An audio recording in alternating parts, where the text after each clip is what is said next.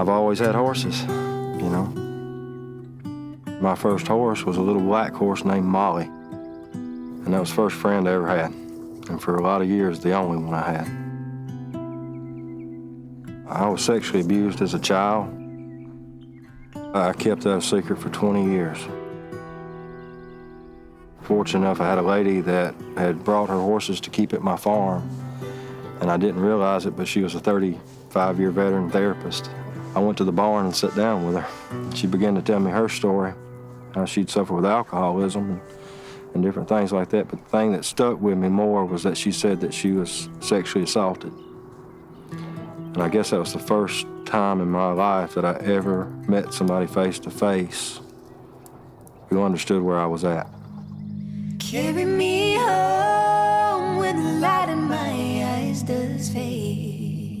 You know, I was big into opiates and alcohol, and you know, that's what ultimately got me. Laid on my bones, knowing I'll be in a better place. He had a pretty normal life up till maybe the last couple of months, and I just noticed that I was drinking more than usual. I was a drug addict for the last 16 years who has a great career, great family. Just didn't realize I was a drug addict.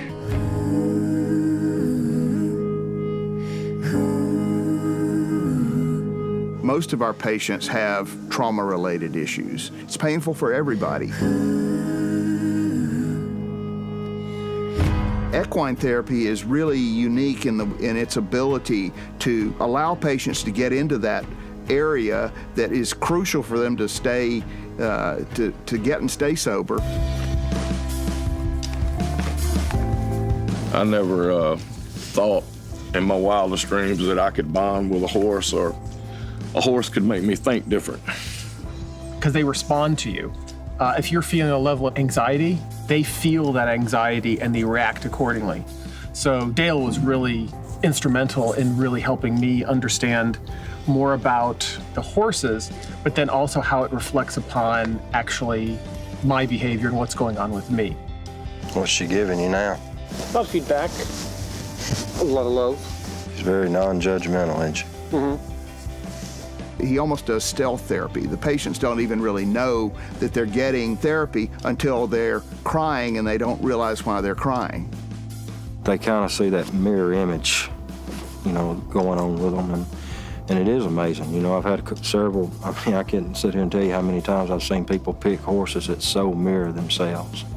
And when they hear their stories or they hear their past, they're like, oh my God, what just happened, you know? This is stuff over 30 years that I've accumulated off a lot of different people. And I just have managed to put it into a way that works for me and a method. It's just his pure honesty and integrity that is evident to everyone. And his ability to translate that through his horses at the same time is just golden. And now that I've taken this therapy, I'll be the first to say that Dale probably is one of my biggest influences on my recovery. To have somebody tell you what's going on that you're not aware of, it's pretty humbling.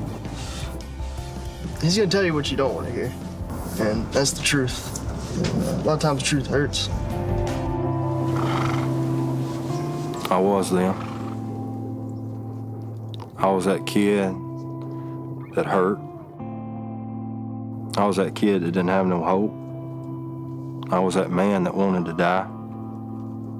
And I told the lady that helped me, I sat in the hallway of my barn, and I said, if I ever get it, if I ever get all this stuff you're telling me about, I'll spend the rest of my life helping somebody else. That's what drives me.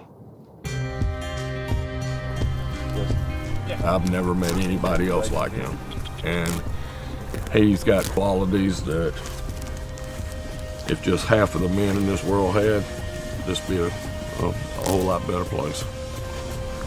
That's the truth.